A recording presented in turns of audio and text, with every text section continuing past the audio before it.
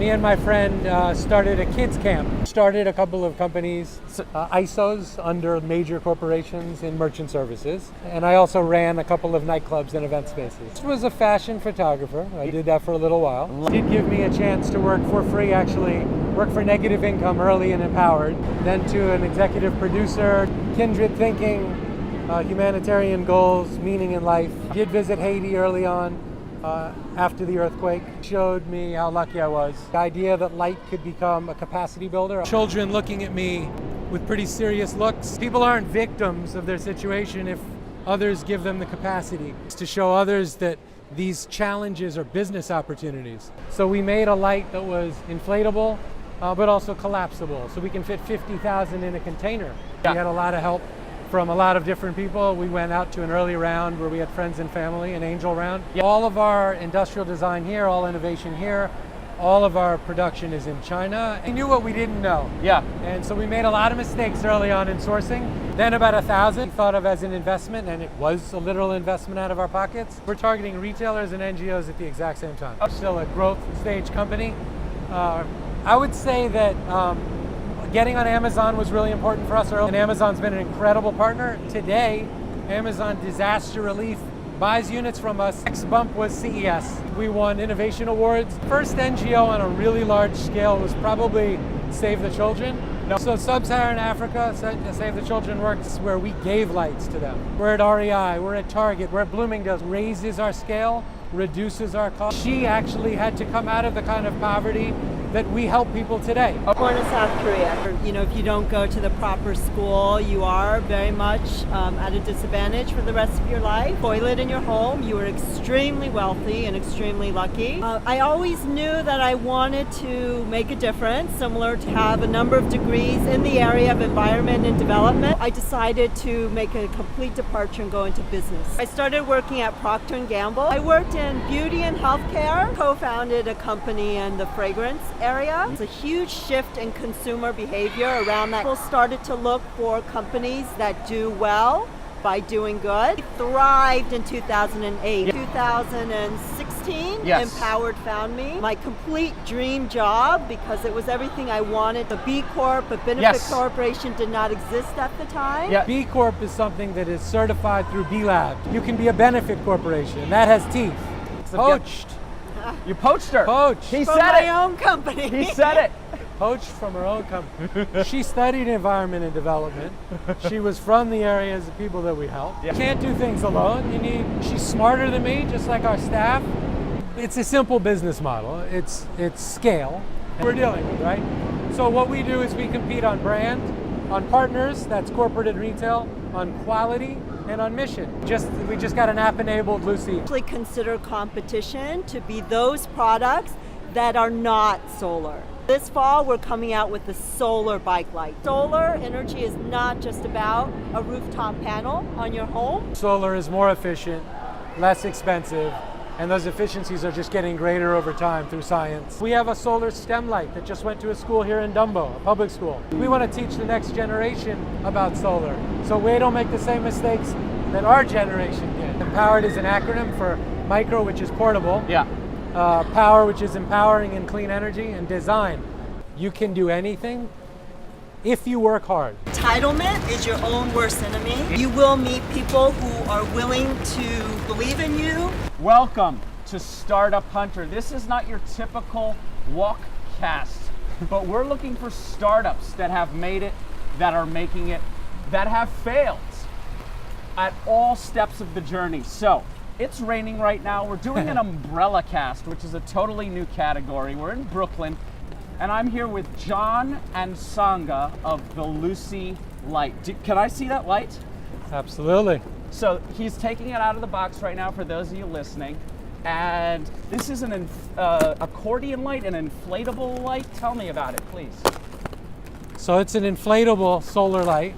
It has a solar panel on this side. Actually, this light will even charge your mobile phone right here. Cool. And actually, this is how it inflates. You pinch the valve and pull it. You blow it up. Thankfully today it's waterproof, as is our light, right? Yes, waterproof light. There's a indicator there, if you can see, for the battery. and then you simply turn it on. It's on. It's Let really there- on now. Let right? there be light. Yeah, you can I mean, see my this head is is bright. Ah, I'm blind. Yeah, I'm you're blinded. blinded. Are It's we getting going? wet. Are we going? We're going straight. This is our Lucee Light. We have multiple iterations, everything from a candle to colored lights to this one that's mobile phone charging. And we also have string lights. All right. Solar string lights. So this podcast is all about how do entrepreneurs find their stride. So John is the founder and Seungah is the CEO of Luci. So I want to start with you, John, because I think you probably started this company before Seungah got on board. Is that correct? That's correct. So we're going to start with you and we're going to get to Seungah. The name of the company is MPOWERED, and the name of the product line that we're referring to today is Luci. We actually have 7 new products coming out today, and some will have a different brand name. Let's take a step back. We're going to rewind. Where I'd like to start is, what did your parents do? Good. I like to start there too. That's how I started. Indeed. Yeah, my parents were psychologists, are psychologists.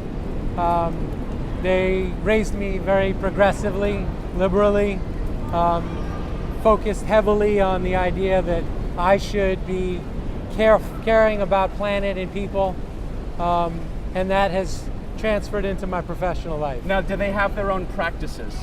No, so they weren't clinical. Yeah. So my father was the head of science for the American Psychological Association, and my mother garnered tons of grants, worked at Columbia for public school kids. Interesting.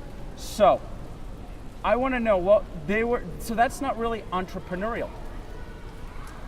Not quite. I want to know and now you grew up in New York City, as did I. I want to know, when did entrepreneurship enter were you selling t-shirts on the subway? Right. You know, what was your first entrepreneurial activity? Because here in New York City, we can't do lemonade stands. Like, you can, but it's probably gonna get interrupted. So my grandfather was an entrepreneur. My mother says it comes from my DNA. But my dad was a behavioral scientist. Yes. So it couldn't have. It had to be environmental, right? So my first program was... What did your grandfather do? He had a wedding gown factory in Manhattan. It. Yeah. So the Old school New York. Old school New York, garment district. Mel Brooks left the garment business to go into show business. I digress. So he was a garment entrepreneur. Well, I will say my first endeavor was with my oldest friend. I was maybe 10 years old in a beach community. Lucky to grow up near there. Rockaway? Fire Island. My parents made good decisions early. Yeah. Saved their money. And me and my friend started a kids camp. Kids camp? Yeah, and we basically sat under an umbrella, but it was in the sun on a beach, drinking lemonade while our friends' parents' children that were a little younger than us ran around, and we got $1 or $2 a day from each of the parents, and that's how we made money. That was my first business. Now, how old were you when you were running a kids camp? It's about 10. You're 10 years old? About 10 years old, yeah. How does, this is sort of a joke, but it's not. It was a joke. Because Good job. No, but I mean, you're charging money. Yeah, we are. But you're 10 years old, taking care of other kids basically your age. That's correct. A little younger. But it's still entrepreneurial. Oh, yeah. So what was your next step in that journey of entrepreneurship? And the lighting is fantastic, by the way. We're under a bridge. So we have some really great Hollywood lighting going on right now. Next step was probably working in a grocery store as a delivery boy. Delivery. But that's me working for a business. Yeah. Yeah. So, what was the next thing that you did when you went out on your own? Yeah.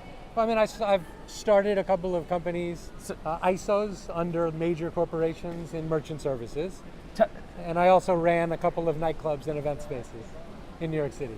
So what was first, the nightclubs or what's an ISO? First was a fashion photographer. I did that for a little while. Love it. That was on my own. I worked with Mario Sorrenti in the days of Kate Moss. So, okay, so what, the 80s? I guess, yeah. You're dating me, but sure. But we are under an umbrella together. And then after that, I did do a lot of work in the credit card merchant service industry for larger corporations, and then founded my own ISO under Evo Merchant Services. What's an ISO? It's just an independent sales organization, right? So it's founded, it's my own company, etc. Now the ISO was for credit card processing? Right, client-facing to businesses for credit card processing. So, okay, so I want to get some perspective and context here, because nowadays we have PayPal, right? Yeah. You don't really, but back then, like, you needed to do a little bit of work, and there was value in providing credit card services. So were you like a precursor to Authorize.net or? Authorize.net's a gateway. PayPal is just a service, a digital processor. Yeah. But they all still have to use MasterCard and Visa. They got a grip on the market. Yeah. Going nowhere, maybe getting digital, but going nowhere. Yeah.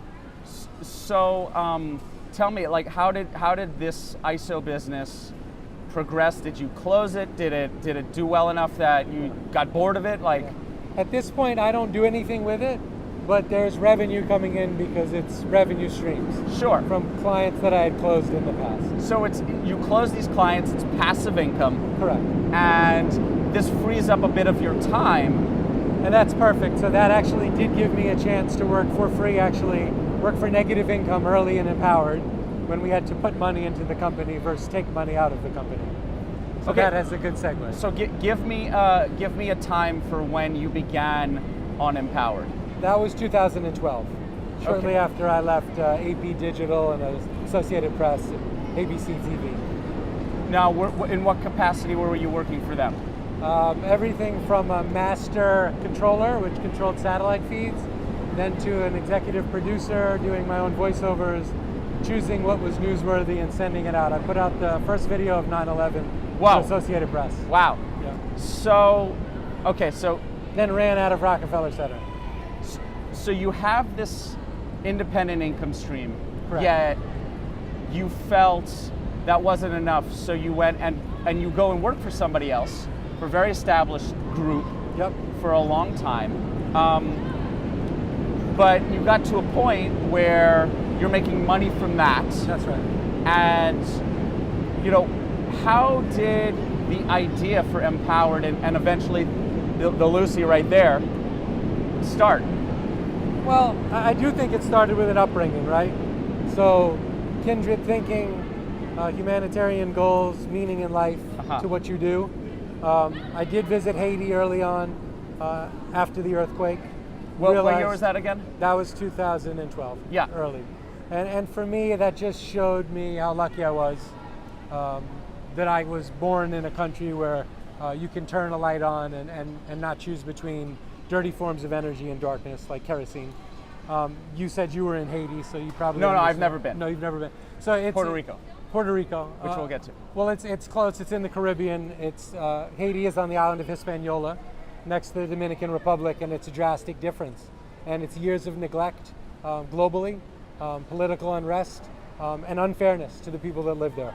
And so the idea that light could become a capacity builder, I was working in a consulting company with some friends. We brought the idea into a group of people and founded Empowered. Okay, so what is the moment, like you go there, you see utter poverty, you see destruction from the earthquake, you see kerosene lights. So were you sort of seeing the kerosene lights and then like, you know, aha, I need to make something where people's lungs aren't getting lung cancer? Like what was that sort of how it happened? I remember children looking at me with pretty serious looks, and the looks stated to me that I'm gonna leave. Yeah. And they're gonna still be there. And the idea that our lights could help people realize their goals was really exciting. And that we wouldn't just leave, but we'd leave behind things and instruments and tools that would be equalizers. People aren't victims of their situation if others give them the capacity to do what we want to do. This is wonderful. But what was the actual, like, did somebody say we need to do light? Did the physical concept for the light come to you? Like, was it a conversation? Yeah, so when you're in a place in an emerging market, underserved community, the problems are self-evident. You don't need a focus group. It's light, it's transportation, it's clean water, it's medical. It's not difficult to understand the challenges. What we're hoping to do, Seungah and I at MPOWERED, our shareholders, our investors, is to show others that these challenges are business opportunities and can be transformed into sustainable business, whereby everyone does okay while doing good. Okay. But I need some technical, like where did the schematics come from? Like what was the inception of this physical embodiment of the concept? Sure, so solar lanterns have been around for a long time. Sure, so lanterns have been around even longer. Correct. LEDs are a new technology, but they've been around. Yeah. We decided to ensure that we would aggregate all the fundamental technologies plus. So we made a light that was inflatable, but also collapsible. So we can fit 50,000 in a container. A woman in an informal market like Haiti can sell 100 of these and carry them around because they only weigh 2.5 ounces. They're waterproof, as we've seen today. So the aggregation of technologies into a patent portfolio of about 35 global patents, for us, was the reason why we thought that the industry needed help. We needed to be able to create a capacity building technology that was more affordable, more attainable, and would help people that need it. Okay, so I'm hearing two things. I'm hearing collapsible to help you with shipping containers. Yes. What was the first innovation that you went after? Was it collapsible? Was it waterproof? Yep, all of the above. Very similar. All at once? That's right. And Jason Snyder was the principal inventor, and then since then I've worked on a number of products and gotten a lot of patents. Seungah is now a patent holder. All our ideation comes from in-house, but from with our ears to the market and the emerging markets. Okay, so you work with a man named Jason. We did. He was one of the founders. And he has a deep technical background, I assume. Jason owns a lot of patents, a smart guy. So you get with him, and are there other members of the founding team? There were other members early on. Yeah. We had a lot of help from a lot of different people. We went out to an early round where we had friends and family, an angel round. Yeah. You can't do what we're doing alone. But right now Jason is a chief technology officer doing great things for large advertising companies and is still involved with Seungah and I on a regular basis and talking about product. Okay, so you've gone right onto capital. Were you doing any prototyping, or did you guys have enough combined experience, execution at that point that you're like, okay, we know exactly how much we're going to need to produce this. I want to know, China, I assume, manufacturing? All of our industrial design here, all innovation here, all of our production is in China and a couple of other areas. Okay, so you raise capital from family and friends. Yep. You prototype it here. Yep. And then do you go to China? We knew what we didn't know. Yeah. And so we made a lot of mistakes early on in sourcing, as many people do when sourcing overseas. Thankfully, we've resolved a lot of that. We've diversified our sourcing thanks to Seungah. We have a number of different sources now. And so now we're in a situation where our capacity is built, our engineering fortitude has built out because we have so many people that work with us from so many different sources, as well as our ideation is built out as we've built out our team. We're 25 employees deep. Okay. So initially, hang this off your umbrella. Yeah, go ahead, hang it off. Let's go and hang this. There's the look we've been looking for. Boom. That is the look. I got my arms back. Yeah, he was holding the light, which is like way above way below his pay grade. Nothing is. You're out here in the rain. I am. I want to talk about sort of the first days. Yep. A lot of people, especially in the physical product space. Did you guys have any experience in physical products, bringing them to market before this? You and Jason, your other team members? Not really. I mean, Jason had done some patenting on physical products. Yeah. Both of us had worked in advertising. Yeah. And we did deal with marketing of such, but not selling to retail, not sourcing, manufacturing, shipping products to emerging markets. Okay, so let's say you have your first production run. How many units are we talking about? 1, Okay, then about 1,000, right. So your next. then about 10,000. So I want to talk about the 1,000. Yep. When you had 1,000 units, fresh in the box. Yep. How'd you go about spreading them? Did you tell me about that? So I mean, a lot of that we thought of as an investment, and it was a literal investment out of our pockets. And so those went as samples to try to close accounts, to try to get to NGOs, to try to help people. Okay, so you're targeting NGOs. You're not targeting really private sector commercial sales. No, we're targeting retailers and NGOs at the exact same time. Okay. So how did this, Luci, like how did it actually get beyond 1,000 units? Like what was, give me a story of, you know, how it got from 1,000 units, which is, you know, probably not enough to break even, to the next level. Was there a kind of moment, a kind of champion where they took this light? Yeah, I mean, there's always moments. We're having them every day still because we're still a growth stage company. I would say that getting on Amazon was really important for us early on.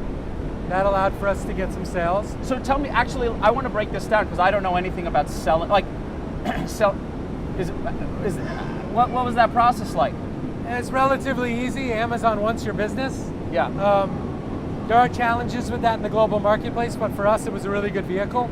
And Amazon's been an incredible partner. Today, Amazon Disaster Relief buys units from us and sends them out to organizations like Team Rubicon. Yeah, I love Team Rubicon.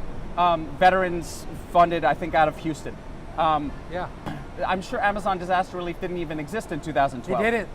So you probably created that, or We are one of their guinea pigs. When I think of Amazon, I just think, you know, you put your product on Amazon, Yep. and then it sells itself. But are there people at Amazon that are? Well, there's no people, there's algorithms. Yeah, it's algorithms. No, there's great people behind the algorithms. Oh, that was a joke, guys. Yeah, sorry. Yeah, so Amazon is a really great vehicle for new companies to start out. Very important that you have strategic placement, that you use all of the marketing vehicles that are available. But once it grows, it acts also as brand awareness.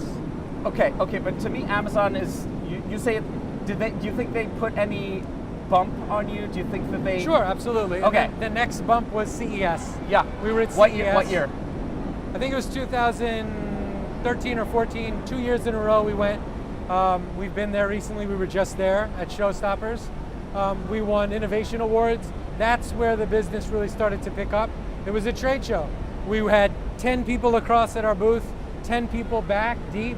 So talking to 100 different potential buyers, international distributors, the Boy Scouts of America, Walmart, you name it. They were all there to talk to us.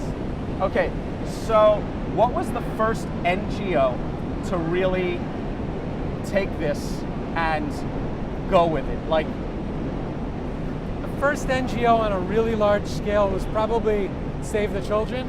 no, tell me about that. Well, they've been with us for a very long time. Was it a particular area that they took it for, like a particular? So Sub-Saharan Africa, Save the Children works there. They're in over 80 countries. In this case, Save the Children worked with us where we gave lights to them. Okay. And we give, this is our business model. So our business model is such that we can create scale through retail partnerships for people like you going out and buying our light. We're at REI, we're at Target, we're at Bloomingdale's, we're in the Guggenheim Museum. We have a vast segment that we sell to. That raises our scale, reduces our costs, allows us to give lights and programs, but also allows us to sell lights to NGOs. So you start giving them to Save the Children. Yep. And at what point, like, did they start buying them?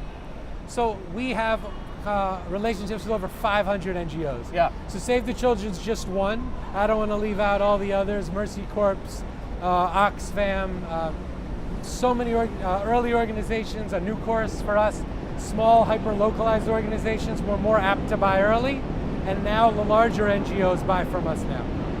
So was your growth strategy to go after smaller NGOs? Everyone. Yeah. All sizes. Sure. They all had different things to offer. Some had a bigger pulpit to speak out of, and some were really hyper-localized and built capacity, which is very important to Seungah and I, as she actually came out of an area where she was born not as lucky as me and maybe you. We're both New Yorkers. Right.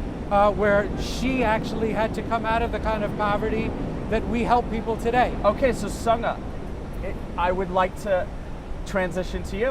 Okay. Where were you born? I was born in South Korea, but before South Korea became a tiger economy, so I grew up without running water, without electricity. We had a kerosene lamp that we used that I remember. That's mind-blowing, and I'm just switching gears here, really. South Korea has a really interesting system where if you don't get placed really well on the high school exam, life is probably not good for you. Do I have an understanding of things? It is a very stressful educational system. It's not as disparate as in China, where if you don't go to the proper school, you are very much at a disadvantage for the rest of your life. But South Korea today is very different. It's the most connected country in the world. So it's advanced very quickly, but at the time that I was born, it wasn't that way. If you had a toilet in your home, you were extremely wealthy and extremely lucky. Yeah. Cars were unheard of. It was a very, very different society then. So you are now the CEO of the Luci brand. I want to know, what is your story of entrepreneurship?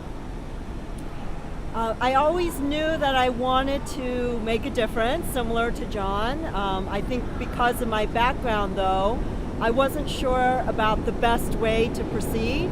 I went to university. I have a number of degrees in the area of environment and development. Yeah. And originally I was going to go into policy at either the UN or the World Bank. But I stopped because people in my class, in my graduating master's class, they were either from developing countries or developed countries. And it appeared that those of us from the US, from Canada, and from Europe were basically telling those of our classmates who were from Africa or Nepal or various other areas what they should do in their own countries without having been there, without understanding the socioeconomic structures. Mm-hmm. So I decided to make a complete departure and go into business. So I'm curious, where did you go to school? I went to Cambridge for grad school and the University of Chicago for undergraduate. So Cambridge is in London, Britain. Yes, in And England. okay, so you have all these people telling you what to do without any bit of understanding. Where do you go after Cambridge? So I started working at Procter & Gamble. I wanted to learn about business. My choices at the time, I thought I could learn medicine, law, or business to be able to actually go into an emerging market to create sustainable change. Yeah. I chose business and I started working at one of the largest consumer products companies in the world. Of course. Which sectors did you work on? Soap? I worked in beauty and healthcare, so hair care, skincare, fragrance, color cosmetics, and pharma. Uh-huh. And how long were you there? I was there for a few years in Europe. Lived in London and also Switzerland, and then I moved to the U.S. on 9/11. Wow. So you mentioned that. So you moved to the U.S. And what's your first? Were you still with Procter & Gamble when you? No, so I started working for a company called NARS Cosmetics that had just been acquired by Shiseido. Yeah, which is a Japanese brand. Yeah. Fashion photographer turned CBS or ABC producer, cosmetics, photography, cosmetics, but you guys didn't meet at that point. No. So you're working in the cosmetics industry as an employee. Yes, and So- I did go on to co-found a company after that. This is interesting. I would please tell me. Anybody who's a founder is fascinating, and while the story is of Luci, you are now the CEO of Luci, so I want to know a little bit of your entrepreneurial history. CEO of MPOWERED. MPOWERED.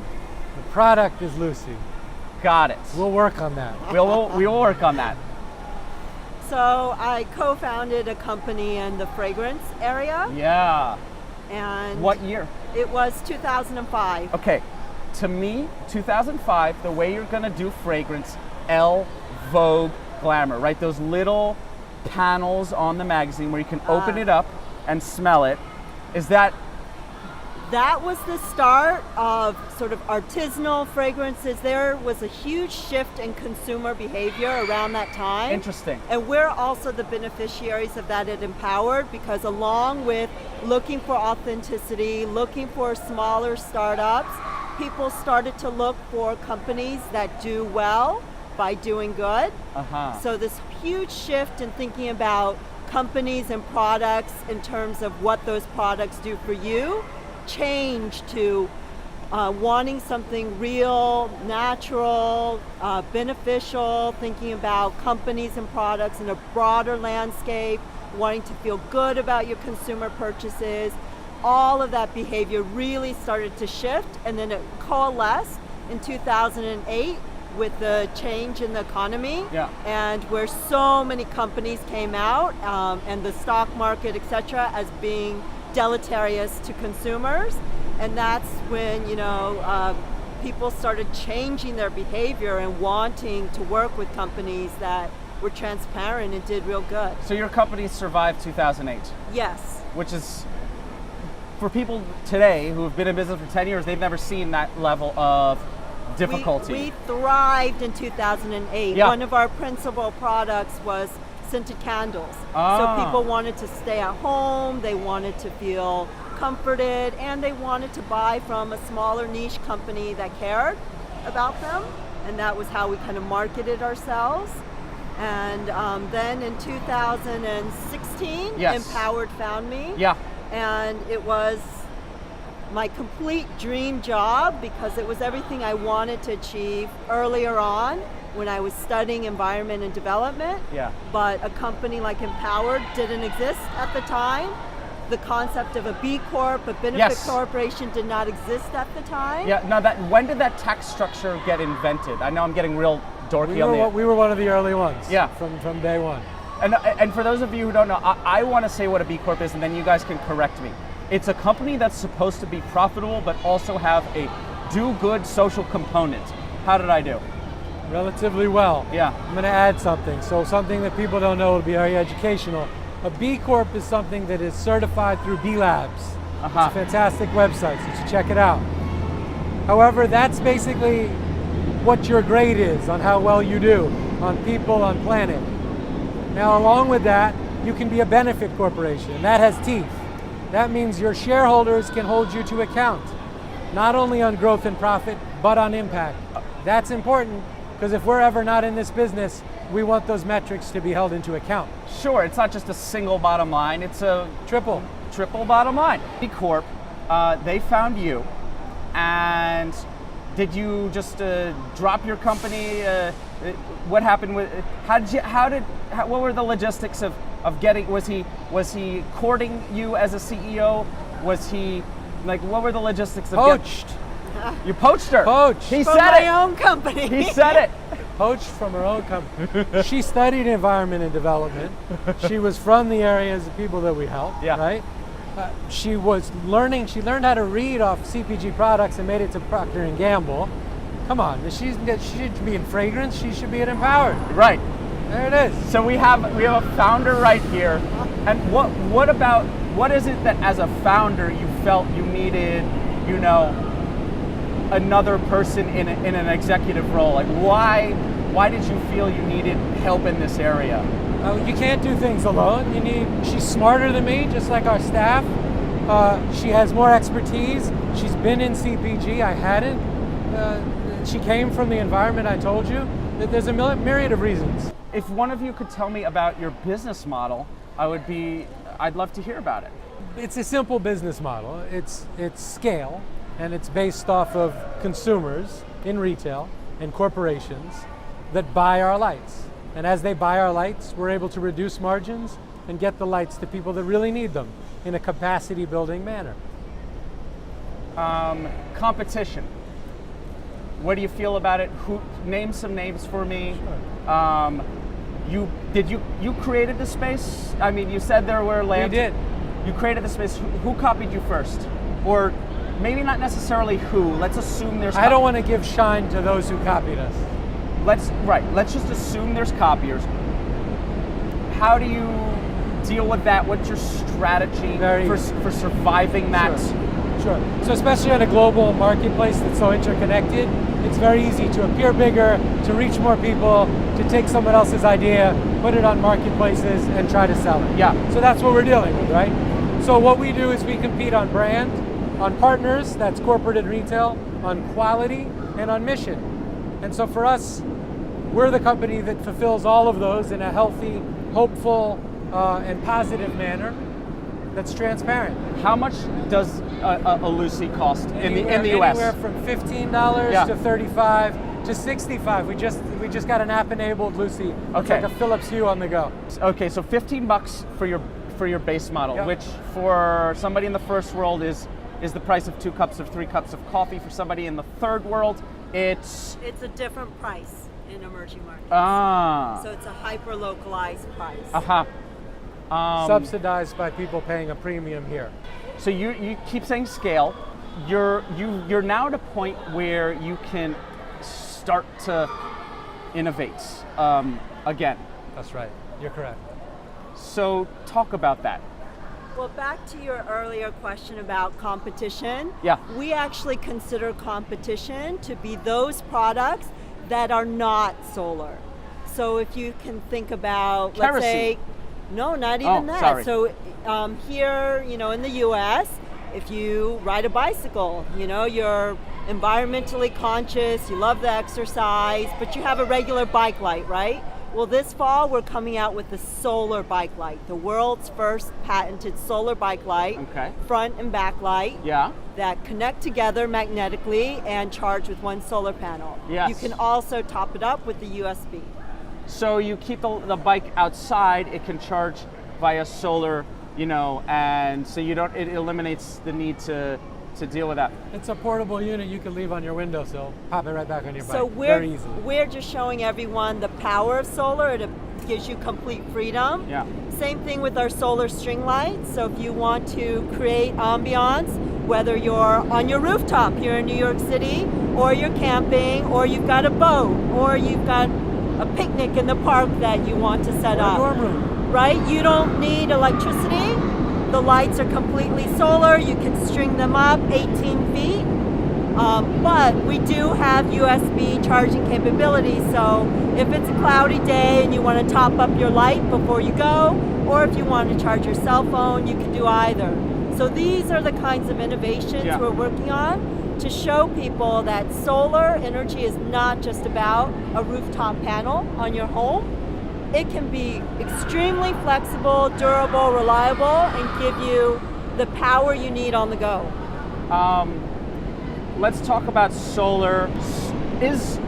I want a real answer. I want a real, given all of the trade issues happening today, 2018, 19, is solar going up in price or down in price?